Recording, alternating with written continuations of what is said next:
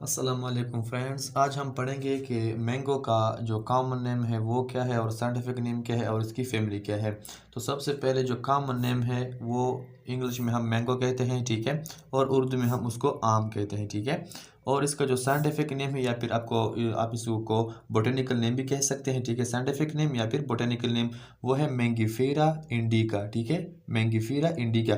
लेकिन जब आपने ये लिखना है इसका नाम, तो इसके नीचे आपने क्या करना है, लाइन लगाना है, ठीक है, अंडरलाइन करना है, ठीक है। और ये जो पहला लफ्ज़ है जिसको हम जीनस बोलते हैं, उसका जो पहला लेटर है वो आपने कैपिटल में लिखना है। और जो नेक्स्ट हमारे पास वर्ड आता है इंडिका या फिर और भी जिसको जो वर्ड आता है, तो उसको हम क्या करना है, वो सारा हमने स्मॉल लेटर में लिखना है, ठीक है।